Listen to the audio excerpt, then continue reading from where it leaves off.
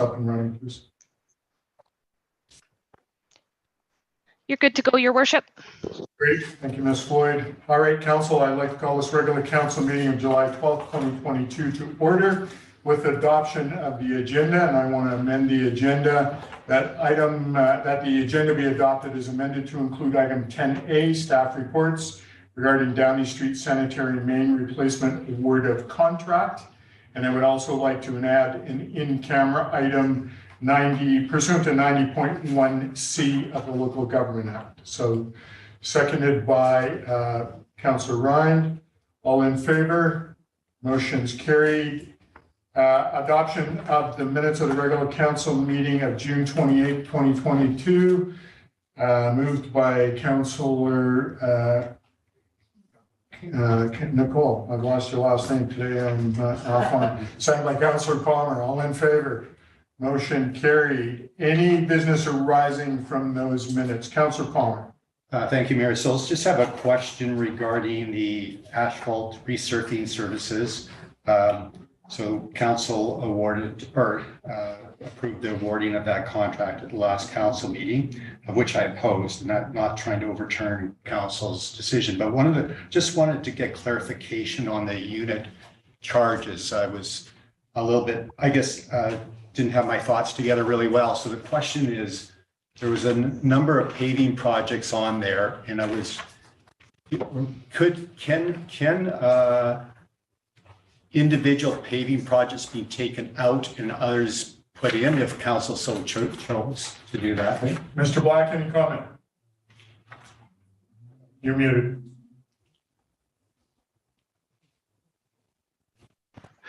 Through your worship to Councillor Palmer, this is a unit price contract. It's based upon the type of work that is needed. In some cases, it's a simple mill and overlay. Some places, it's a complete overlay.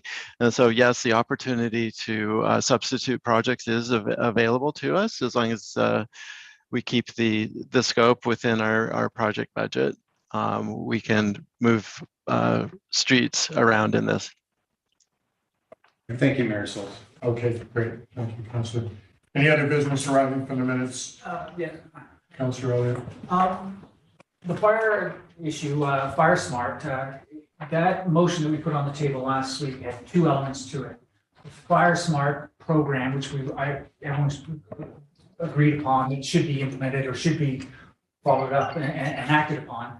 That was an agreement. We didn't talk about the other element that was added to the motion, which was the hiring of the position. And we didn't go into it. Is this a permanent hire? Is this just a summer project? What are the parameters that we agreed to? And I just wonder if that's the normal process. We have two combined elements on a motion. We didn't flesh out the second element. Okay, I don't believe Chief DeRossi is here. Ms. Floyd, any comment on that? Or should we have the chief here to answer that? Your Worship, I think that it was combined because the report addressed the wildlife. It was a grant. Right. So the grant included the hiring of this consultant for the temporary business while this was conducted. Okay, so this is for basically for the tenure of the grant. It's not a permanent position. So that's what I believe is correct. Yes. Councillor Palmer, you have a follow-up? Yeah. So just for clarity, is it a contract position as opposed to an employee? Yes. Yes. Okay. So further to that, we also hired someone in the fire department as a temporary flex position at the start of the COVID thing because of the undue stress that was supposedly endured by the fire department. I don't know if that was a full-time or have we agreed to adopt that as a full-time position? Well, that's something that's not on this agenda or business, but that's something we can get the fire chief to explain. Yeah, because it adds more volume to our employees, and so we've had one or two retirements as well of full-time employees. So I'll get the chief to explain it, get him to come to the next council, and we'll deal with that. Sure. Okay. All right. And the other thing is that we've used COVID for an extra excuse for not touching on the Fire Smart all the way along. To me, that is preposterous. That we haven't Fire Smart in our community at risk didn't change when COVID happened. And we had the money 3 years ago to put into a Fire Smart or Fire Smart elements into our community. We didn't do that. And I'm just wondering how that got lost. And that's something that should be accounted to by the fire chief as well. Okay, I'll talk to him about that as well. All right, any other business arising from the minutes? Seeing none, I am going to move on to announcements from the mayor. I just want to make a public announcement that there's some work going on the Illecillewaet Bridge. From the 12th to the 15th of July, Fortis BC is doing some maintenance inspection of the propane piping. So from 7:30 to 4:30, traffic across the bridge will be one lane alternating and managed by traffic control flaggers. So just so the public's aware, there's been some other work as well, but definitely that is going to be happening this week. All right, we're going to move on. We have delegations and presentations. So we have Radon Community Report. And Ms. Floyd, do we have our presentation people here, our delegation from CARST?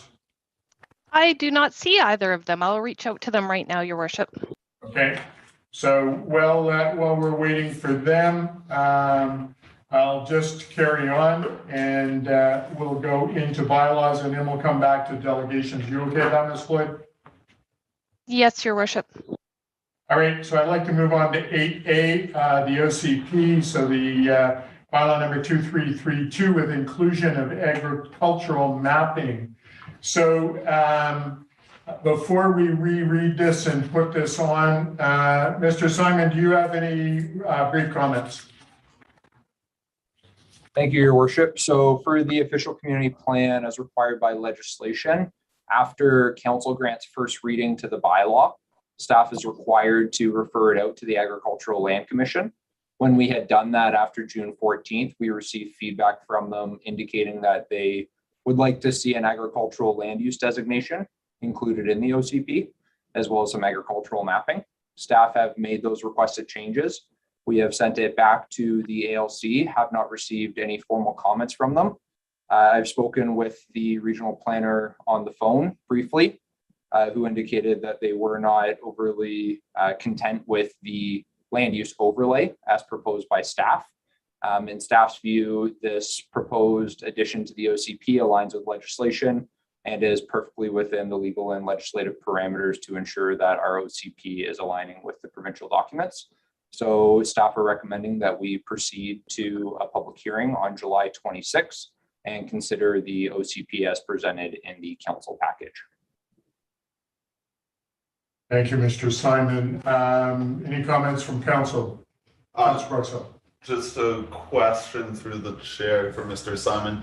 You say they weren't happy with it. Could you elaborate on that? Obviously, I trust that you're correct that we're meeting the requirements, but what would they like to see, I guess? So through your worship, again, this is me referencing my conversations that I've had because we have not received formal comments. The hope was to receive those formal comments that we would then include in the council package, but we have not received those as of yet. We took the land use map as it currently was proposed on June 14th.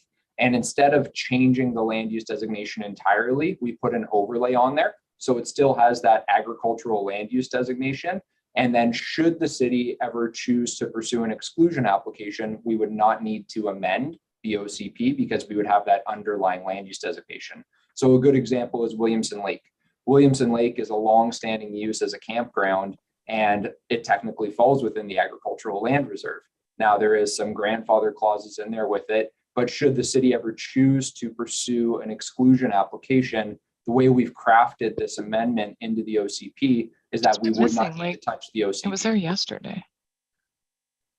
Ms. Delisle, you have your microphone on. So the intent is to make sure that we are acknowledging and recognizing the agricultural lands through our land use mapping, and that we're not eroding the intent of the ALR, while still recognizing that the historic use of these lands may not have been ALR, and also showing that we're not doing such an abrupt shift because our current land use map does not identify all of the ALR lands within the OCP. So if we all of a sudden do a complete 180 to only have them as this ALR designation, then that could also pose further complications as well. So staff view this as a happy in-between, and that it acknowledges the existing use of the land, negates the need for future OCP amendments should council of the day ever choose to pursue exclusion applications, and isn't such an abrupt shift from what our existing land use map has been historically. Any follow-up, Councillor? No, So I understand the ALR takes precedent. It's established. So if there's a question about using the land, it's in the ALR, it stays in the ALR unless the city makes an amendment. Or unless the ALR wants it to come out for some reason. So you want to elaborate any more, Mr. Simon, for Councillor Elliott's Through benefit? your worship, the Agricultural Land Commission Act takes precedent. So regardless of whether or not we even amended our OCP, if you fall within the ALR, you have to abide by the requirements of the ALC Act, regardless of what local city bylaws say. That would always come out on top as the overarching legislation that's applicable. Great, thank you. Councillor Palmer. I'll put the motion on the table. The official community plan bylaw number 2332 be reread a second time as amended. Second for the motion, Councillor Charlotte. I'll speak to the motion. Go ahead. So I think this is a good approach from staff. Ultimately, if the ALR, the commission has the muscle on that. So it's kind of a moot point that they're messing around at the local level of our OCP. So I think that's a very rational approach that they're going. So I'm supportive of this motion. Great, and I am as well. I'm supportive of this. Having had that conversation with Mr. Simon yesterday in detail on this, I think it's the appropriate way to go. Any other comments from any other councillors? Seeing none, I'll call the question. All those in favor? Motion's carried. Thank you. Moving on to public hearing. Someone want to put that on the table? Councillor Charlotte. The public hearing be scheduled for official community plan bylaw number 2332 on Tuesday, July 26, 2022. Seconder for the motion, Councillor Palmer. Any discussion on the public hearing? Seeing none? Oh, Councillor Palmer. Yeah, just a question. So, normally having these kind of things in the middle of summer isn't ideal, but this has been a high priority thing. So I think it's really important. There's been lots of engagement by the community on the OCP. But I guess a question for staff just on how we're going to fan this out to make sure people are aware that there's one more kick at the can on the OCP. Any comment, Mr. Simon? So through your worship, we will obviously do the standard legislative requirements that entails advertising for 2 consecutive weeks in the newspaper. So that would be falling on the 14th of July as well as the 21st of July. In addition, we'll be looking at doing some pushes out on social media as well as an update on the Talk Revelstoke page, and then reaching out to those that are part of the OCP focus group and policy teams to try and spread the word within their networks. Obviously, as Councillor Palmer indicated, public hearing in the middle of summer is never ideal, but the way that the timing has fallen with the OCP, we want to make sure that, should there be changes requested of council after the public hearing, that we still have sufficient time to get that wrapped up by the fall. So staff think this is a prudent way to go, and we will do our best to spread the word as much as possible through various channels and networks. Further comment? That's it. Okay, thank you.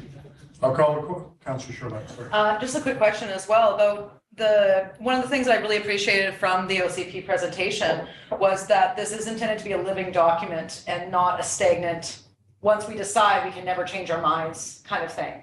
I'm looking forward to the public hearing, but I also agree that summertime is not really the ideal point. But I'm curious if we can get a comment on how there's the implementation plan of how we're going to follow up, and then we'll be checking back in on annual basis on our progress with the OCP. Would amendments to this document as they come forward, that would still be possible over the future years, correct? Yes, I believe so. Mr. Simon, confirmation. Through your worship, yes, that will most definitely be entertained. And the intent is every single year staff would bring forward a report tracking progress, various community indicators, as well as make recommendations for any areas that could be amended or any areas that may need to be explored further to determine whether or not amendments would be warranted. Great. All right. Yes, we are delayed by a couple of weeks because of comments from the LC. However, we're going to go through this public hearing. Here we go. So I'll call the question. All those in favor? Motion's carried. Thank you. All right, I want to go back. We have our guests here for a delegation on radon. So Ms. Warkentin, you're here. Ms. Nicol. Basically, I'm going to turn it over to you, and you can introduce yourselves and we can discuss radon. All right, sounds good. Thanks so much for the time and the opportunity to join you. I am joined by Dr. Anne-Marie Nicol. So she's here, she's an epidemiologist with Simon Fraser University and part of our Take Action on Radon team. And so she's joined me to help answer any of the challenging questions that you may have. We do have a bit of a presentation, so I'll walk through it with you based on the 100 Test Kit Challenge report or program that we ran this past winter in the community. So I'll go through the project. So the 100 Test Kit Challenge program is an initiative that's run by the Take Action on Radon program. It is fully funded by Health Canada under our Take Action on Radon initiative. And it's developed as a turnkey program. So we have all the resources that we provide to the community, but it certainly does take community help. And so we are really thankful to Gary Sear and his team at the municipality to help us with running this program and all the effort that they did to help us with promoting it. It's a program that we run across the country. So we've run this for 4 years and have run it in 74 communities and been able to distribute over 10,000 test kits. So that's a bit of an idea of numbers on the map of how many test kits we've been able to distribute by province. And then here's a list. So Revelstoke is not our only BC community. We run it in communities coast to coast as well as a variety of sizes. And so we are really thankful to be able to run it. And the thing that motivates us to work on this and to raise awareness is really the health implication of radon. It is linked to lung cancer. In fact, Health Canada has linked it to 3,000 lung cancers per year. People are dying of radon-related lung cancer. And so the exposure to high levels of radon increases the risk for smokers, but it is the #1 risk for non-smokers. So all of us do need to test and reduce our radon exposure. Radon is a radioactive gas. It's found in the soil and it is natural, so it's found in the air around us, but our concern is that when it builds up into buildings to high levels. So it can be in any building that has contact with the ground. It comes in through the basement, but it can go throughout the building. So it doesn't just stay in the basement and can go into upper floors. But typically we talk about testing in the lower levels. And so here are some of the results. So we were able to distribute 170 detectors throughout the community. We know that at least 150 of them have been started and 120 reports were actually eventually issued. So we do know that there may be some people that still have a detector that they haven't sent to us, and we're still fine. If you want to ship that to us, we'll make sure that it gets to the lab. And there's probably a few people that still forgot about their detector, and those people too, we are certainly happy to encourage them to start their detector this fall and run it, and they can ship it back to us and we'll make sure it gets to the lab for analysis. And for those that did participate through the whole entire process, we had a really good rate of 71% participation. And this is an example on the slide of what they would have received by email. They would have received a report. And if anybody hasn't received the report or contacts any of you, we encourage them to let us know and we'll help them make sure that they get their report. It should have come by email, so it does go awry sometimes. And then it also should have had a link to helping them understand the report. So we do want people to test, but we also want them to be able to understand what the results once they test and the future action of reducing their radon exposure. Now here's the results of the tests that we did. So from the 120 tests that were completed in the community, 30.8% were under 100 becquerels per meter cube. And becquerels per meter cube is the measurement that we use when we measure radon. It's a measurement of radioactivity.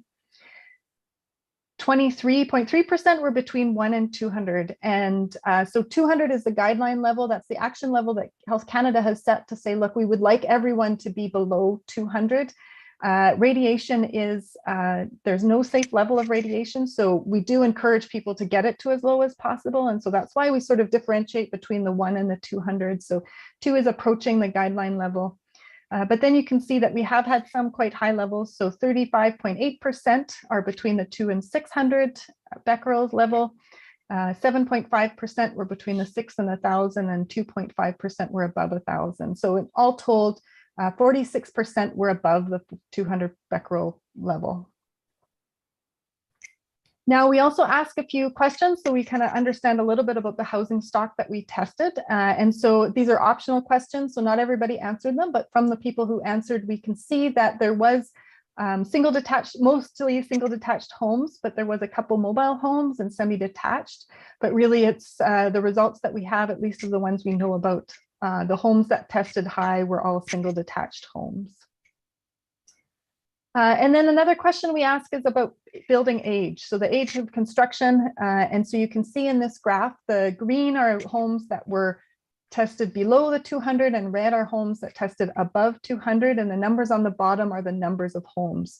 So you can see from this that really any age of home can have high levels of radon. So we do encourage all homes to test. We did have a unique number given your housing stock and levels, so certainly are a number of older homes. And when we dug into them, it looked like many of them had been upgraded. And so there are a number of those upgraded older homes that have tested high, but really any home can have high levels. So we encourage everybody, regardless of the age of their home, to test for radon. When we dig in a little bit to some of the other answers, owners and renters, we did have some renters. And so we do have resources available to answer questions for both landlords and tenants. And we do encourage landlords to take this seriously and support their renters with reducing their radon levels. We do have information to assist with renters with communicating with their landlords, really to try and have a friendly conversation about the need to take a look at reducing levels. And then we also ask a question just as people are returning the detectors to us about their intention to mitigate. And so you can see on this screen that of the 103 people who tested, there still is a few people who are a little bit hesitant on whether or not they would mitigate. And so we do identify from this that there is some need for support for the residents to understand the importance of reducing their radon level and what is involved with mitigation. Typically in a home, we have levels of costs that it is around $3,000 for a typical home. So it's not a huge cost, but it is a chunk of change. So we do ask people to consider investing in their health and looking at ways to reduce their radon level. So this is the community report, which we have provided a copy of you all with, and we have also posted it on our website, so it's publicly available as well. And so from the 120 homes that tested in this project, 46% of them were above guidelines. So you can see we've demonstrated that in the graph in the red. And so the report provides some basic information about what radon is. And the second page gives some information about interpreting your results and learning about how to mitigate, as well as information about the building code. And for people who haven't tested, they may want to consider testing. So we do have information about that as well. And you're not alone. We have done this in other BC communities. So from our past 3 years, these are some of the communities that have tested. You can see the results are not all that unusual. So we have seen some in the interior testing in 30, 40, and upwards of 50% of the homes above guidelines. So we are seeing levels in other communities as well. So, as part of this project, we are at the point where everyone should have received their personalized test report, and we appreciate the time to be able to share this results. And our next objective is to provide the report directly to the community report directly to the participants and make it publicly available. So we have put it on the website, so it's publicly available. And we will provide a recorded information too for anybody who has some questions. We're certainly available to answer those questions, but we will also provide a recorded webinar to give them some information about the results. And we also would like to produce a press release about the results so that we share it with the community and the media. And we invite Mayor and Council to join us if they would like to provide a quote for the press release. We'd like to do that in the next few days so we can send that out and include you in the release of that. We also just want to let you know that there is a radon reduction sweepstakes. We are trying to investigate financial support for mitigation for residents. At this point, we don't have anything concrete in BC, but we are looking into it. But there is a sweepstakes available for anybody who mitigates. They can enter and get a chance to win. There is some tax credit, but for measurement only. And so we are talking with the federal government about a possible tax credit for mitigation. And there are legacy programs. So we do encourage the community to continue to provide radon awareness to their community. Each November is Radon Action Month. And so we'd like to be able to support you in that, having that conversation and encouraging your residents to test, especially those that haven't yet tested, and continue the conversation about radon. And so Health Canada does have radon action guides that they've developed. They're in draft form, but they should be released in September. And they provide some ideas of some other actions that you can take. So we will share those with you and encourage you to do continued work on awareness. And that's the end of our presentation. So we certainly are here to answer any questions if you have them. Thank you so much for the time. Thanks, Pam. Thanks, Anne-Marie. Appreciate your presentation and all the work you've been doing on radon. So I'll ask council, any questions or comments that you'd like to make to our delegation? Councillor Palmer, then Councillor Elliott. Thank you, Mayor Sulz. Thank you for the presentation. It was well done, clear, easy to understand. Thank you for that, and not too long. That's appreciated. One of the concerns that I've heard from people getting tested is homeowners is the devaluation of their house and the requirement of disclosure in the sale of the home. I don't know if there's anything or any sort of comments you have regarding that, but that I think is a deterrent for getting tested. Yeah, and that's not an uncommon fear. In fact, that's why we run this project as a community. So it doesn't need to be a founded fear. In fact, if you've tested and addressed this, you've now you've created a healthier home. So in our opinion, you've created a home that's worth more than what it was before.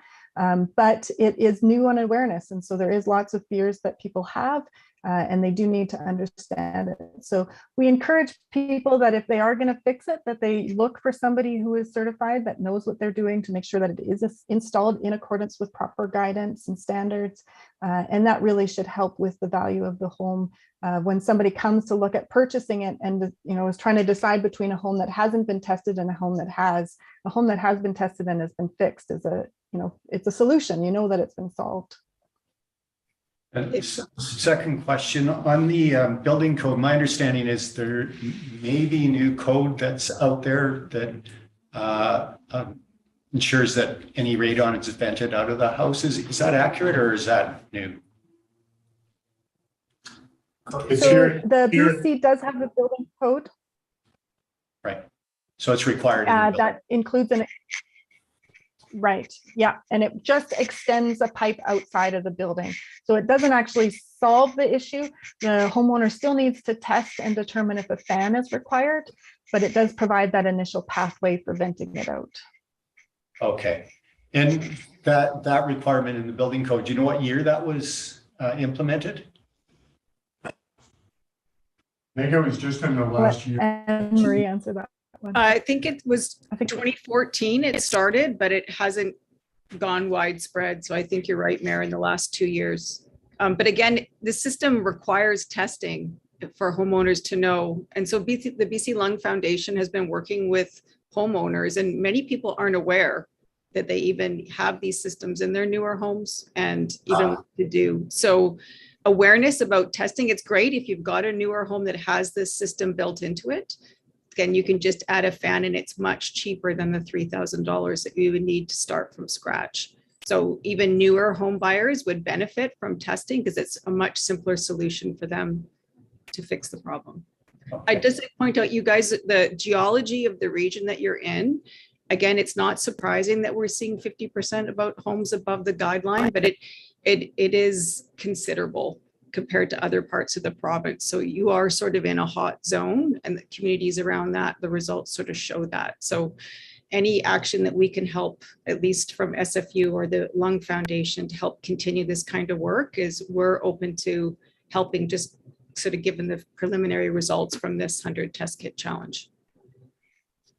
Great. Thank you, Anne-Marie. So, Councillor Palmer, I had a conversation with Gary Sear, our engineer and building person, and definitely it is the new homeowners need to rough in radon. So basically a pipe from the sub base through to the roof, and It's not a perfect way of doing things. It helps mitigate a bit, but once people test, they can put a fan in that system and then that will help mitigate the whole thing. And it is part of that STEP program here in British Columbia.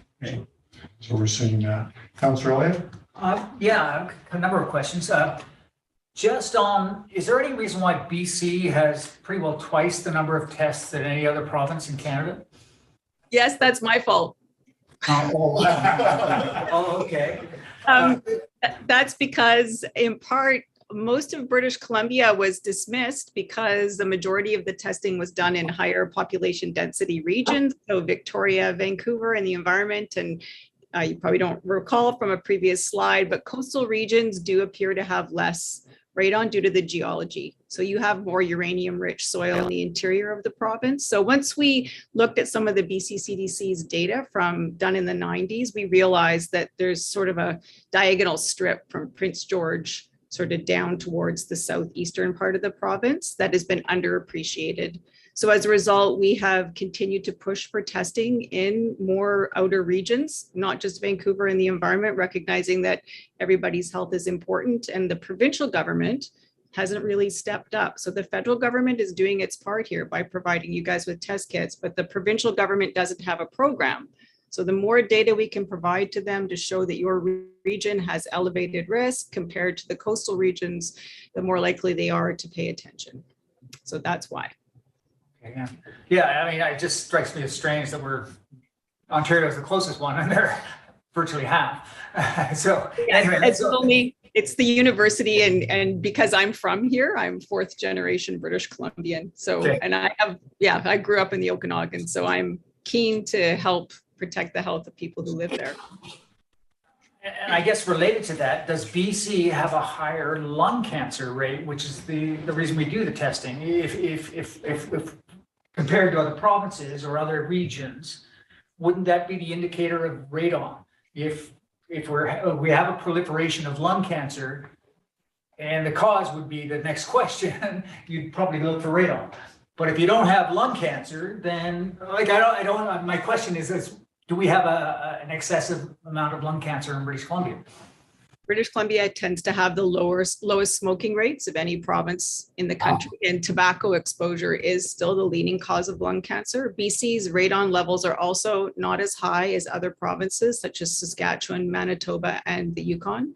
So while we are seeing a number of homes above the 200 guideline level, there's homes in other provinces that are astronomically higher than 200. So we do have an issue in BC, but there are other provinces, and Pam can speak to this, that sometimes houses are in the thousands. I don't know, Pam, if you want to answer that. Yeah, I just want to say kudos to BC. I mean, really, it's from forward-thinking people that have been, joined us and been able to put the program out there. I'm from Manitoba, and the government here has put their head in the sand. So we have issues, and we have high rates of lung cancer in Manitoba, which motivates me, but people aren't paying attention. So I just think it's a good sign that BC is paying attention. And just one more. So new home construction, they have to dig a pit and fill it with rock, put the pipe in and drain it, vent it out of the house. And if it's not enough, you put a fan onto the system and draw the air out. But the retrofitting of an older home, which had the most radon, you said it's roughly a $3,000 touch that people are forced to endure. So what's involved with that? Yeah, it's actually quite similar. So we would drill a hole through the concrete foundation, dig out a bit of a suction pit, do some diagnostic testing just to make sure that there is some communication and that the foundation is sealed, make sure that the foundation is well sealed, and then install the same venting system. And really, ideally, we want it done with the proper diagnostics to make sure that that fan is a really low level fan, low energy use. It just draws enough air to reverse the pressure. It doesn't suck, it just changes the depressurization from the slab and provides the pathway outside of the home. So the radon's heavier, it sits in the lowest spot, is that right? And then you just let it, is that the thinking? It comes from the soil. So basically what it does is it provides the pathway from the source. So the radon comes in from the soil below the home, and it provides the pathway from the subslab space to the exterior. Okay, thank you. Radon is, I just want to explain just a little bit, Pam and Marie, if you don't mind, because of course, in my home, radon comes from the decomposition of uranium in the soil. And so in my house, I have two systems for radon. I tested, so my original home was built in 1947 by my late father-in-law. He died of lung cancer in 1988.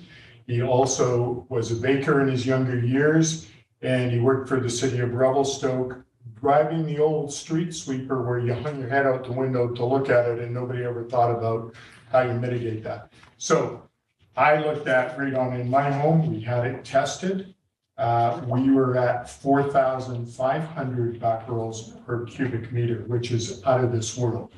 My neighbors tested, one was under 100, the other one was tested under 200. So you never know that sort of thing. Of uranium under your house there. It must be. That's not mine. And so when they came and did ours, of course, in the older section, pretty easy to get the pit and get the suction and the pressure and everything loaded.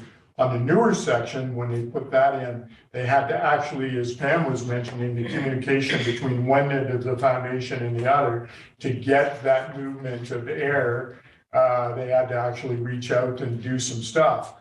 Incredible work that they do, all within a 4-inch hole, right? Pretty amazing. So I'm appreciative of this program, and definitely it's the reason that I'm such an advocate to keep people alive in our community. So very, very appreciative, Pam and Anne Marie, for the work that you do.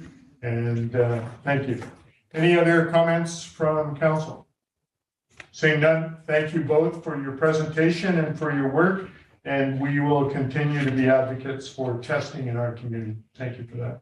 Yeah, thank you so much. We really appreciate all your work, Mayor Sulz. And again, thanks Gary Sear and his team as well. Great, thank you so much. All right. Bye. We're going to move on. Thank you. All right, I'd like to go on to item 8B, zoning amendment bylaw. Someone want to put that motion on the table? Councillor Gillette. That zoning amendment bylaw number 2331 be adopted. Seconder for the motion, Councillor Brooks Hill. Any discussion on this motion? This is regarding 721 Law Road. Seeing none, I'll call the question. All those in favor? Motion's carried. Moving on to item C, utility bylaw amendments. So someone want to put the motion on the table for me, please? Councillor Gillette. That water regulations amendment bylaw number 2336 be adopted. Seconder for the motion, Councillor Brooks Hill. Discussion on this motion. Councillor Ryan. What is replacing these tables? I was just curious if Ms. Black could. Mr. Simon, do you want to weigh in? Through your worship, Mr. Black can add anything that I may miss. Those tables, I assume, Councillor Ron, you're referring to the dedicated connection fee tables? Yeah. Yeah, so those always covered sewer. They did not cover water. And you'll notice that they mimic the fees of the DCC bylaw exactly. So what we've done is we're taking those out and we're putting wording in the sewer bylaw as well as the water bylaw that will still make reference to the DCC rates without specifically outlining what those rates are. So if we ever amend the DCC bylaw, then we don't need to worry about amending the water and sewer bylaw. And those tables coming out, they're just not needed anymore because we put appropriate wording in the sewer bylaw to capture what those appropriate connection fees should be. Okay, perfect. So this isn't saying that people who are in those excluded areas are now going to be responsible for those fees through other means.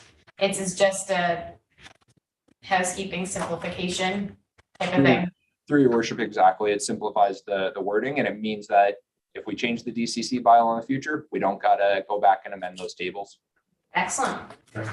Any other comments on the water regulation amendment? Seeing none, all those in favor?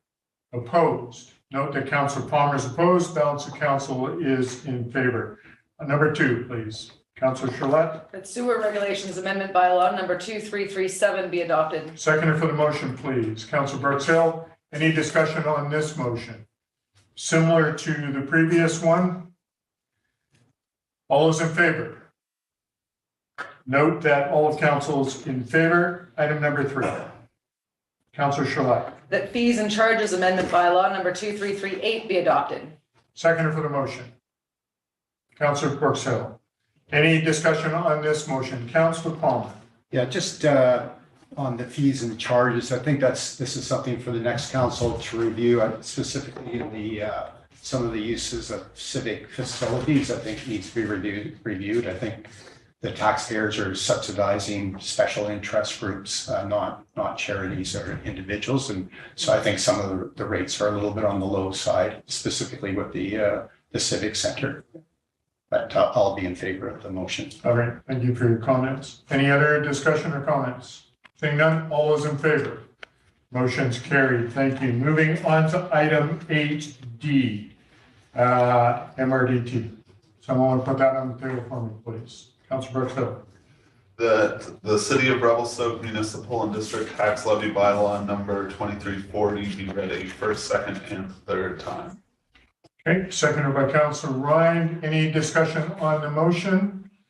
Go ahead, Councillor Palmer. Ms. Braun is here if you have a question. Okay. No, I just wanted to make a comment. I think this is really good news for our community as we sort of emphasize what's right for our community, and so that we're not subsidizing the tourist base, but this creates a better place for our community, more opportunities. That's not coming at the expense of the taxpayer. I think it's a great initiative, and just like to thank the work of various organizations and the Accommodation Association for the work they've done to make this happen. Great, thank you for your comment. Any other comments? Councillor Ryan. I'm also really excited to see this come forward. I was really hoping it would be sooner, but then COVID happened, and it was probably a good thing that we didn't increase it before that. So that's just perfect. Great, thank you. Any further comments? Seeing none, I'll call a question. All those in favor? Motion's carried unanimously. Thank you. Moving on to 10A, I have a motion. Mr. Black, do you want to weigh in on this before I put the motion on the table? Thank you, Your Worship. I do not have a presentation prepared. Should council have any questions, of course, I'll be available to answer. Okay, so I'm going to put the motion on the table, and then we can ask questions. That the Downey Street Sanitary Main Replacement Project be awarded to Jake J Construction in the amount of $979,749.23, excluding applicable taxes. Someone want to second that motion for me? Councillor Charlotte. Discussion on the motion. Councillor Brooks Hill. I'm just wondering what, basically the scope of the project. It's Downey Street, but from where to where on Downey Street? My apologies to Your Worship and the council that we should have had a figure in here indicating what that scope is. If I can share my screen here very quickly. You should see now a series of blue dots on your screen here where our sewer system is. The project scope is from our lift station here at Vernon and Downey, and it goes up to Downey here, and then to all the way up to Olney on Downey. And if you recall, the sewer report that we brought to you indicating that this is a section of pipe that needed to be replaced immediately is part of this, and it actually goes all the way to 8th. The reason we stopped the project at this point was that our engineering estimates indicated that likely the cost would exceed our budget of $1.4 million, as indicated in the financial section of the report. But the estimate or the tender came in at a little under $1 million. So upon approval of this, should council approve this tender and award of contract, then staff will work with the contractor to see if we can extend this project all the way to 8th, which is the total section that needed to be replaced as part of our review of the sewer system and video review. And so this is most likely the most significant part of our system that needs to be replaced. The pipe bottom is mostly missing in this section. And with the being close to the Columbia River, this is also an area of high groundwater. So it's very likely that we're seeing groundwater enter our pipe, which then gets pumped to the lift station, and we are treating groundwater, which does not need to be treated. So I'd like to report back to council next year and see what the changes in flows are to our lift station upon repair of this section of pipe. And so that's the long answer, Councillor Brooks Hill, to your question on what the scope is. Oh, No, no, Councillor Palmer. When do we anticipate the work to start? And thank you, Council, for receiving this report on such short notice. We are keen on getting this done this fall before the weather turns, because as the groundwater comes up and the reservoir levels come up, the groundwater becomes more and more of an issue. So with award of this contract today, we anticipate that it'll take a couple of weeks for the contractor to get his securities and bonds in place, and most likely starting the first part of August, which would give us roughly a month and a half before the weather changes in mid-September. Any comments? Just for my clarity, groundwater should be at its highest right now, right? Or just last month? Yeah, as the freshet is so late this year, we're seeing the high water flows, and the levels in Arrow Lakes are still very high. Yeah. And so they stay high until we need to, as energy is generated for south of the border, the ponds stay high is for the summer season and late fall, so that they can generate power to keep homes cool. And so then they lower the reservoir in the winter, so that we can capture all the freshet water. So the groundwater is affected by the water levels in the Arrow Reservoir. And so as long as the lake is full, the groundwater will be high. And just maybe on there was only one bid, I guess. Is that the standard now? It seems like we're short of people to do, or sort of contractors to do work. Through your worship, to Councillor Elliott, it's a unique situation that we are receiving generally just one tender right now in town. Council may or may not be aware that Jake J did acquire Spears Contracting this year, and so Jake J is generally now the only heavy contractor in town, and so they have a market that is pretty much controlled by their tendering right now. And so until we can attract some out of state, sorry, I just returned from vacation, obviously. As we get more and more projects coming, we are seeing some tenders coming from out of the Cranbrook area, and hopefully we'll see more interest from contractors from out of town in the future. But the pricing we've gotten is very good, and we're not concerned at this point about return on investment. As indicated earlier, our contractor consultants indicated that we could probably only get to Olnick done, but yeah, the bids came in low, or the tender came in low enough that we're actually thinking we can accomplish the whole section, which is up to 8th Street. So we got good numbers, and so staff is not worried about the tender value, but yes, we only had one tenderer.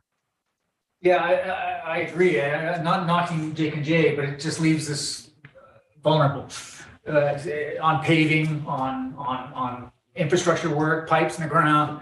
We're vulnerable to one contractor, and you know, if we don't have any comparables, we're just throwing darts. Blind.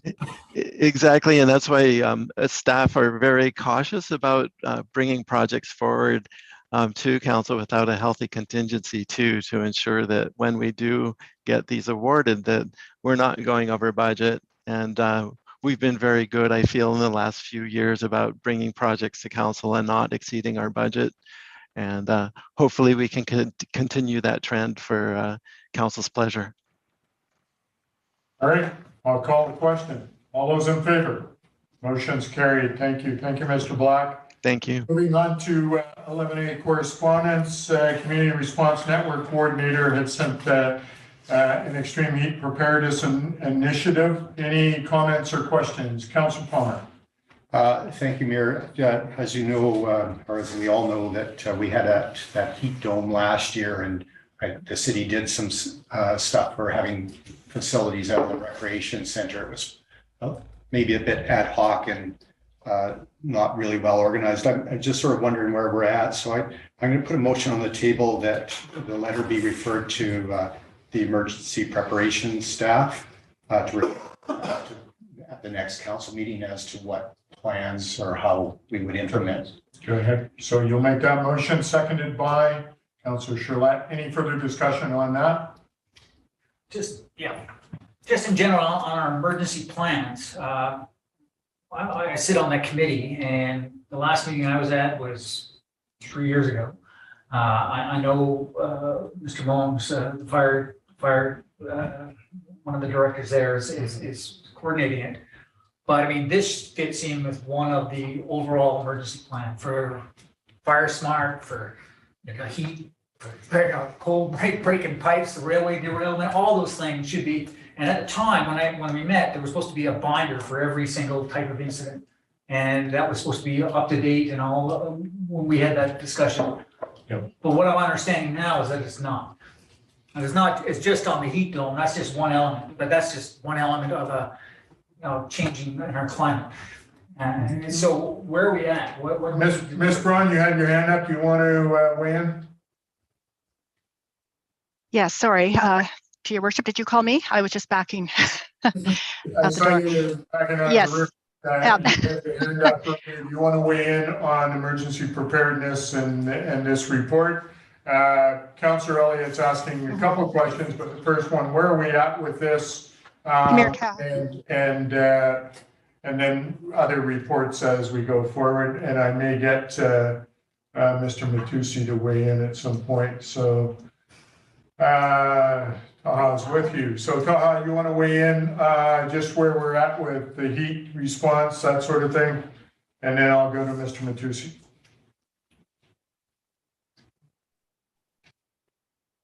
Thanks. I've worked on a grant proposal to the Union of BC Municipalities to actually fund a planning effort that would address community efforts and vulnerable individuals to cope with with extreme heat, and was supported to do that by emergency services that they'd be interested in working with, and I believe management was supportive as well.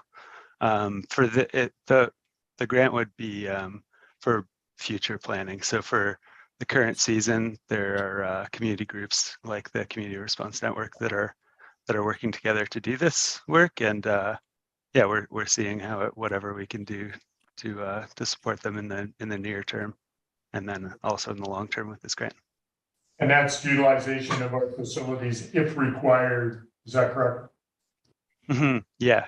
So there would be cooling centers that opened like there was capacity to do last year, but on an expanded scale, hopefully, and more communication around it, and additional additional planning and notification of those kinds of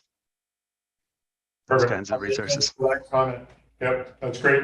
So Mr. Matusi, just because you're well versed in emergency preparedness, just asking, Councillor Elliott's asking about emergency preparedness and some of the plans that were going to be in place or are in place, and just an update on that if you have any information, can weigh in. Sure, thank you, Your Worship. In terms of dealing with cooling centers, well, as you know, last year was probably the first time the province on a whole had to deal with extreme heat on that level, and Revelstoke in fact opened a cooling center. I believe at the time Megan had prepared for it, and on the weekend in which it was the provincial government had issued the warning, the recreation center in fact was open for a period of time. Didn't have a lot of upkeep. I think there was a couple who were traveling in a somewhat broken down van who sought refuge there, and that's fine. But, I think last year, was a good, we've never really sort of dealt with a heat dome. And I think even the provincial government, to truth be told, was caught somewhat flat-footed. So Revelstoke did respond. I think in future, getting the word out so that people actually understand those facilities are available and can be available will be very, very important. And that will become, part of normal way of doing business. But we did respond last year. In terms of the overall emergency management, certainly the fire chief and assistant chief have that well in hand. Now, I don't know about the committee and the various binders that were supposed to be available. The thing about emergency planning is it's not something you do for all possible things every year. You essentially have plans laid out as to how you're going to deal with different emergencies. And that really doesn't change because there's no way you can, in fact, develop an omnibus plan that envisions every emergency. So if a tanker truck with hazardous material flips, nobody necessarily knows where that's going to happen. But if it does, you have to react. And now the question is, the most important thing is, how do you react? How do you open the EOC? Who do you contact? Who do you need in the room? And that really doesn't matter. It's not peculiar to a particular type of emergency. So, I'm confident in fact the emergency, we have a dedicated person who deals with emergency management. Now, having not gone back to the committee for 3 years and not having an update, I think that's something we could do. It's more of an administrative task. But I certainly believe in my conversation not all that long ago with Mr. Black and the fire chief and the assistant chief in charge of that in fact, the Revelstoke is prepared. We have somebody on that and could activate in the event of an emergency. But I will take back Councillor Elliott's point that if we have to go back and revisit it with the committee just to review how, in fact, ready we are, then that's something that the chief should be doing. I think the biggest thing is communication, and someone who's got authority and common sense to handle an emergency and knows who to call, right? I mean, say we have a heat dome, open the bloody air-conditioned rec center. That's how simple it should be, and the authority to make it happen. And that's where, those are common sense type of thing when you address a crisis situation. But you need to have someone who's trained and comfortable in that role. Yeah, and we do have the training, we do have the people, and so we'll get the report to you so that you can understand, or to all of council. Yep. Councillor Charlotte. Thank you, Worship. And I'm grateful to see both the letter from Ms. Sobel as well as the report from Mr. Attia about the work that we're doing to reach the vulnerable members of our community. I think one of the things I heard at Silga that really landed for me was that these cooling centers that were opened across the province to deal with this heat dome were not very well used for a variety of reasons. One, most people didn't think it was an issue. Two, they didn't know about it because communication is a challenge. And so no matter what emergency it is that we have to face next, because we will have to face something, it's building these lines of communication to all members of our community so that when that one person in that position of authority comes out and say, hey, we have a problem, we need to mobilize, our networks mobilize and we reach all the people of our community, and there are mechanisms in place to make sure that those most vulnerable get to where they need to go. So whether it's hearing from BC Transit and the ways that they have helped in emergencies to move people quickly, because you may or may not have access to a car. Right. It may or may not be practical, and we need to make sure that those people too have an opportunity to be safe. Great, appreciate that comment. Any other comments, Councillor Burkside? In the letter from Ms. Stovall, it states something along the lines of we would like the support of the city of Revelstoke, and I'm just wondering, I know some of these grant applications require a letter of support from the city, and I'm just wondering if that is required or what. I think we all support her work, but just what does that look like? I don't know. Ms. Braun, comment on that, or Mr. Attia? I think, yeah, just this conversation and in terms of having the support of council and the capacity to help with the organization of multiple community organizations who are going to be doing that outreach to vulnerable community members and ensuring that if they're in the event of extreme heat, that that there's some proactive work going on to identify and speak to them and message to them that there are resources available and that yeah, that the heat can be dangerous and that it's not, you know, just a matter of turning on a fan. And then yeah, being a part of those future meetings that are planned between all those community agencies and seeing whether there's additional capacity that is needed, and if the city has resources that can be leveraged.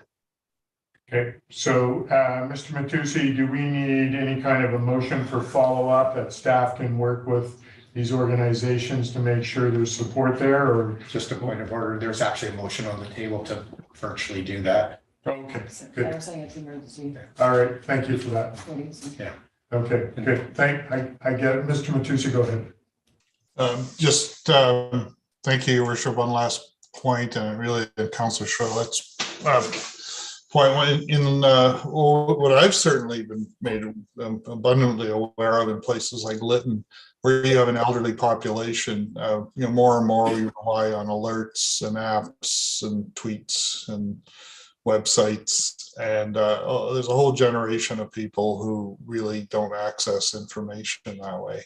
And and believe it or not, you know, a lot of the ways we have to reach people is by word of mouth, by telephone, and calling them and telling them. I had an experience in Kelowna myself back in 2003 where told my family, okay, evacuate, you got to get out of there. The order's about to go up, get out of the house. But before you do, knock on the doors of the neighbors and tell them that they have to leave.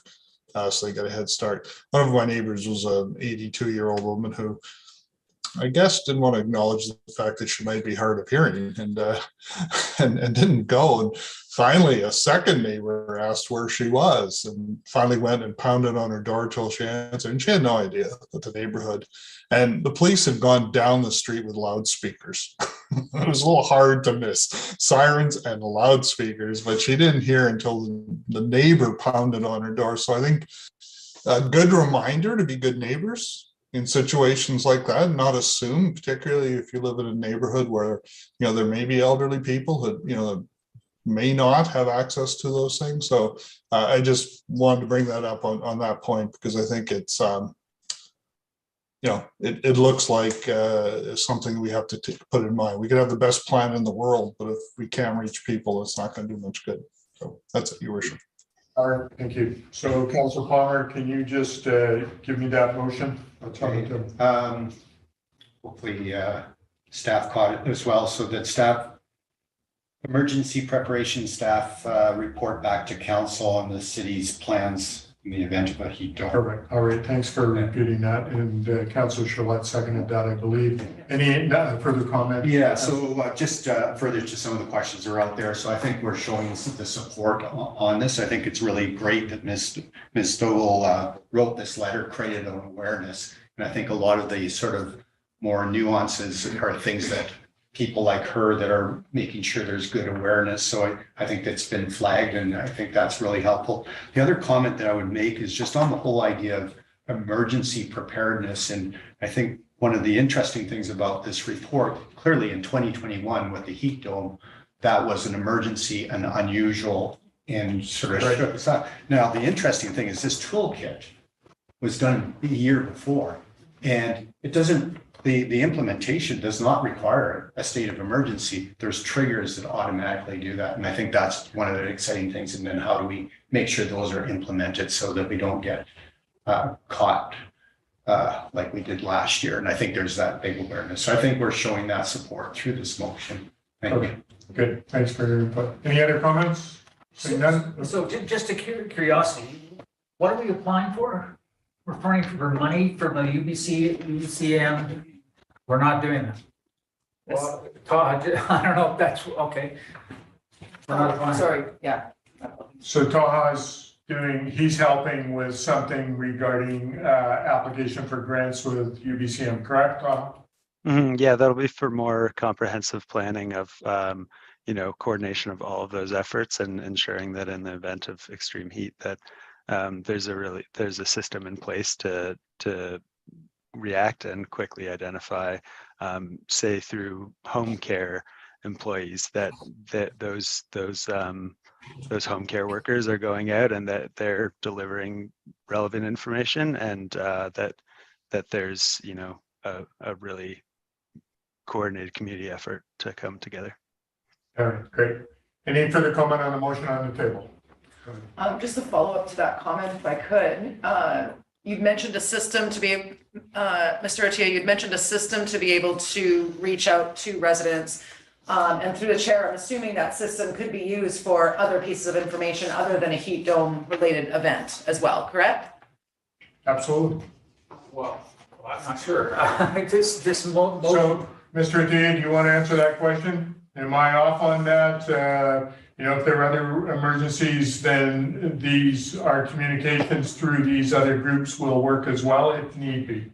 Yeah, no, you should definitely think of this as like a social infrastructure that in the event of a wildfire, in the event of a snowstorm that's really like knocks out utilities, something like that, that this could be leveraged in those situations as well. Okay, sounds right. So it's great that the social side is leading this, but I'm wondering where our emergency services, they should be leading it, rather they should have a comprehensive. Well, it's going to go hand in Well, hand. I'm not sure, because Ms. Stovall asked for money to get a grant here, and maybe I'm lost. So, Councilor Palmer, do you want to weigh in before? Yeah. So I think that's part of the intent of this motion is to refer to the emergency management, because this really belongs or discussion. And so let's hear back from staff when they report back. Mayor Sulz, I guess if I'm hearing some of the stated or unstated items of Councillor Elliott about concerns about grants and stuff, one of the things is this is all kind of laid out already. So I share some of those concerns. At the same time, I don't want to block any sort of, to improve these through grants and stuff. But I would really like to see, our emergency coordinator, okay, where are we at? And maybe that's the time to have more of these sort of probing questions. And so this motion will go through staff to the emergency coordinator, and then he can prepare something for our next meeting. Yeah. Will that work? Yeah, I just don't know if you're going to go out and apply for a grant tomorrow. Will we have enough time to get to our emergency coordinator and have a report back? Well, this is the grant is irregardless of that. We still need to hear from the emergency coordinator to make sure these things are in place. Yeah, I'm with you on that. All right, good enough. Mr. Matusi, comment before I call the question. Yeah, no, other than to point out that, Revelstoke did, like many communities, did the best job they could of actually providing a cooling center last year before anyone knew what a heat dome was or anything else. And I think, here we are in July, and if it comes up again, we'll do it again. Having community groups look after aspects, particularly community groups that deal with vulnerable people, I think that just enhances the overall emergency preparedness of the community as a whole. So I see nothing wrong with a coordinated approach with various community groups. So yeah, I think this is really positive, and I agree. I think it's it'd be timely for the emergency management specialist to come back to council and just answer your questions. Perfect. Thank you. Thank you, Mr. Matusi. All right, I'll call the question. All those in favor? Motion's carried. Thank you. Going to move on to Renown Challenge results letter. So that letter's in your package. I've seen that. I don't think we need to do anything with that as far as move forward on Radon at this point. However, there is the ability for us to request more tests in the fall. Actually in November is when they usually test. It's Radon month, and so I can work with our staff who will do the same thing as they did last year and facilitate getting test kits here to our community at a reasonable price or free, and then move forward if you're all okay with that. All right, moving on to 12A, communications, Grizzly Plaza Enhancement Committee meeting minutes. Any comments on those? Councillor Charlotte. Okay, a quick comment on it. It was a great last meeting. The term of the committee was up at the end of June, so we wanted to wrap up with some final thoughts around some design concepts and what it could look like to enhance and improve Grizzly Plaza, both now with this grant funding available to us and also in the future. The report will be coming forward with the report to council, and I look forward to the discussion at that time. I think we have a lot of range of possibilities there that will hopefully fit into some of our larger strategic plans for some wise decisions and setting up some success for the future. All right, thank you. Any other comments? Seeing none, I will move on to Rcmp first quarter policing report. Sergeant Dodds is with us. Sergeant Dodds, do you have a presentation? Your worship, no, I don't. I'm here to answer any questions if required, but it's pretty straightforward there. Just a couple of areas that have had a slight bump due to probably likely the tourism coming back online. Any comments from council for Sergeant Dodds? Seeing none, we'll move on. Thank you for your report. I appreciate that, Sergeant. No problem. Thanks. Have a great day. Take care. So, Ms. Floyd, do we have any questions from the press? No questions from the press, Your Worship. All right. I would like to have a motion move forward to go in camera pursuant to 90.1C of the community charter. Moved by Councillor Ryan, second by Councillor Charlotte. All in favor? Motion's carried. We're going to move in camera and we'll take a 5-minute break before we go in camera. And staff, thank you for your presentation today. I'll ask everyone to leave with the exception of Mr. Matusi.